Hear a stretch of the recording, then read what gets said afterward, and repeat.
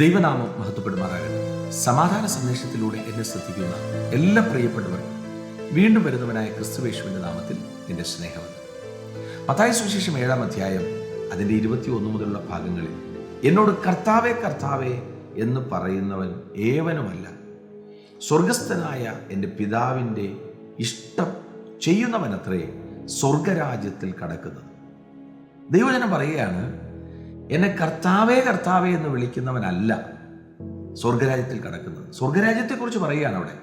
യേശു കർത്താവ് ഡയറക്റ്റ് ശിഷ്യന്മാരോട് പറയുകയാണ്, എന്നെ കർത്താവേ കർത്താവേ എന്ന് വിളിച്ച് പിന്നാലെ നടക്കുന്നവരല്ല സ്വർഗത്തിൽ കയറുന്നത്.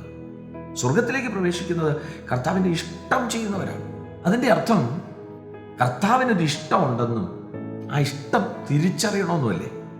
അതുകൊണ്ടാണ് അതിൻ്റെ താഴോട്ട് പറയുന്നത്. അതിൻ്റെ തൊട്ട് താഴെ യേശു പറയുന്നുണ്ട്, കർത്താവേ കർത്താവേ, നിന്റെ നാമത്തിൽ ഞങ്ങൾ പ്രവചിക്കുകയും നിന്റെ നാമത്തിൽ ഭൂതങ്ങളെ പുറത്താക്കുകയും നിന്റെ നാമത്തിൽ വളരെ വീര്യപ്രവൃത്തികൾ പ്രവർത്തിക്കുകയും ചെയ്തില്ലയോ എന്ന് പലരും ആ നാളിൽ എന്നോട് പറയും. അന്ന് ഞാൻ അവരോട്, ഞാൻ ഒരു നാളും നിങ്ങളെ അറിഞ്ഞിട്ടില്ല, അധർമ്മം പ്രവർത്തിക്കുന്നവരെ എന്നെ വിട്ടുപോകുവിൻ എന്ന് തീർത്ത് പറയും.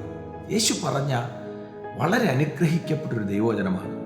അപ്പോൾ പിതാവിൻ്റെ ഇഷ്ടം എന്തുവാണ്? പിതാവിൻ്റെ ഇഷ്ടം ഭൂതങ്ങളെ പുറത്താക്കുന്നതും രോഗികളെ സൗഖ്യമാക്കുന്നതും ഇതൊന്നും അല്ലാന്ന് യേശു കർത്താവ് ഉറപ്പിക്കുകയാണ്. അതൊന്നും ചെയ്യരുതെന്നല്ല അതിൻ്റെ അർത്ഥം. അന്നാളിൽ നിങ്ങൾ വന്നിട്ട് എന്നോട് പറയും, ഞാൻ അങ്ങനെ ചെയ്തു, ഞാൻ ഇങ്ങനെ ചെയ്തു. യേശു പറയുകയാണ്, ഞാൻ തീർത്തും പറയും, നിങ്ങളെ അന്ന് പോലും, നിങ്ങൾ ആ ശുശ്രൂഷ ചെയ്തപ്പോൾ പോലും ഞാൻ നിങ്ങളെ അറിഞ്ഞിട്ടില്ല. പ്രിയരെ, പിതാവിൻ്റെ ഇഷ്ടം എന്തുവാ? എൻ്റെ തൊട്ട് മുകളിൽ പറയുന്നുണ്ട്, ഇടുക്കുവാതിലിലൂടെ അകത്ത് കിടപ്പി. സ്വർഗത്തിലേക്കുള്ള യാത്ര വിശാലമല്ല. പിതാവിൻ്റെ ഇഷ്ടവും വിശാലമായ സൗഭാഗ്യങ്ങൾ നിറഞ്ഞ, നമുക്കിഷ്ടമുള്ള, നമുക്ക് സന്തോഷം പകരുന്ന ഒന്നാകണമെന്നില്ല. കാരണം പിതാവിൻ്റെ ഇഷ്ടത്തെക്കുറിച്ച് പറഞ്ഞപ്പോൾ കൂടെ നടന്നവർ, ഒരു പുരുഷാരം മുഴുവൻ പറഞ്ഞു, ഇത് കഠിന വാക്കാണ്. കാരണം ഇതെല്ലാവർക്കും ഉൾക്കൊള്ളാൻ പറ്റുന്നതൊന്നല്ല. എന്നാൽ യേശു പറയുകയാണ്, നിങ്ങൾക്ക് സ്വർഗരാജ്യത്തിൽ കടക്കണമോ, നിങ്ങളിത് ഉൾക്കൊള്ളണം. നിങ്ങൾ പിതാവിൻ്റെ ഇഷ്ടം തിരിച്ചറിയണം. പിതാവ് ആഗ്രഹിക്കുന്നത് ചെയ്യണം. പ്രിയരെ, കേവലം രോഗി സൗഖ്യമാകുന്നതും ഭൂതം വിട്ടുപോകുന്നതും കടഭാരം മാറുന്നതൊന്നും അല്ല പിതാവിൻ്റെ ഇഷ്ടം.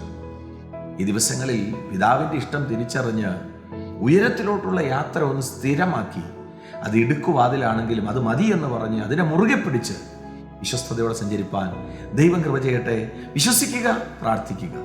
ദൈവം വിശ്വസ്തൻ. God bless U.